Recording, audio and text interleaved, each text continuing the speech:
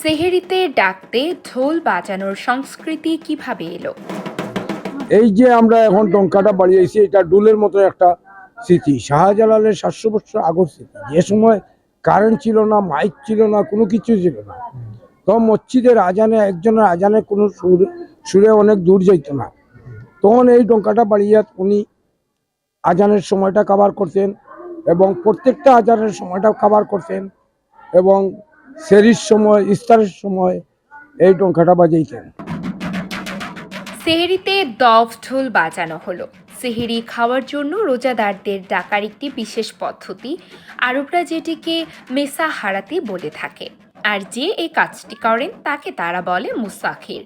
মুসাহিরকে মুসাহারাতিও বলা হয়ে থাকে। আসলে এসব শব্দ এসেছে আরবি মূল ধাতু আস-সাহুর থেকে। বাংলায় যার অর্থ সেহেরির সময় খাওয়া বা সেহেরি খাওয়া। মুসাহারাতি আরব মুসলমানদের প্রাচীন একটি সংস্কৃতি। যখন বর্তমান সময়ের মতো ডাকাডাকির আধুনিক মাধ্যম সহজলভ্য ছিল না, তখন রমজান মাসে আরবের মুসলমানদের কাছে এটির ছিল বেশ কদর। ঢোল, দফ, বাঁশি, তুড়ি ও এ জাতীয় অন্যান্য বস্তুর মাধ্যমে মানুষকে ঘুম থেকে জাগানোর চেষ্টা করা হতো, কারণ এগুলোর শব্দ পৌঁছে যায় অনেক দূর পর্যন্ত। শুধু দফ ঢোল বাজানোকেই যে মেসাহারাতি বলে তা কিন্তু নয়, বরং সেহরির সময় মুসাহিরদের গাওয়া নাশিদ, ধর্মীয় সঙ্গীত, দোয়া ও স্থানভেদে নানা বাক্য এর অন্তর্ভুক্ত। আরব বিশ্বে মেসাহারাতি রমজানের পরিবেশকে আরও মনোমুগ্ধকর করে তোলে এবং সৃষ্টি করে ভিন্ন রকম এক আধ্যাত্মিকতা। মহানবী সাল্লাল্লাহু আলাইহি ওয়াসাল্লামের সময়ে আরবরা শুরু করলেও পরবর্তীতে আরব শাসক, খিলাফায়ে শাসক, তুর্কি শাসক ও মোগল শাসকদের হাত ধরে এই নিয়ম আসে বাংলায়।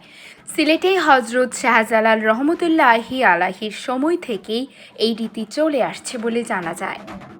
বাজিয়ে ওনা ওই টাইমগুলো কভার দিতে এবং 700 বছর আগে থেকে এই সিলসিলা চলে আসছে। এখনো পর্যন্ত আমরা এইটা চালিয়ে যাচ্ছি এবং মাজার কমিটি থেকেই, এবং আমি নিজেই 35-40 বছর হয়ে গেছে এইটার উপরে আমি চালিয়ে যাচ্ছি।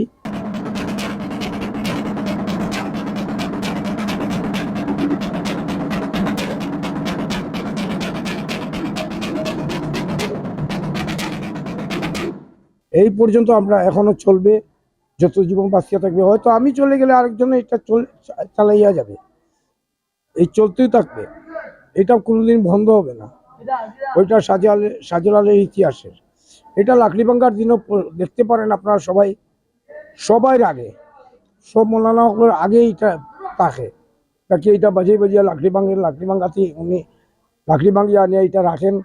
ওনার 19 দিন পরে, এই লাকড়িভাঙ্গার 19 দিন পরে ওনার উপাত, এই উপাতের পরে, উপাতের এই লাকড়িটা দিয়ে উপাতের সিন্নি চলে।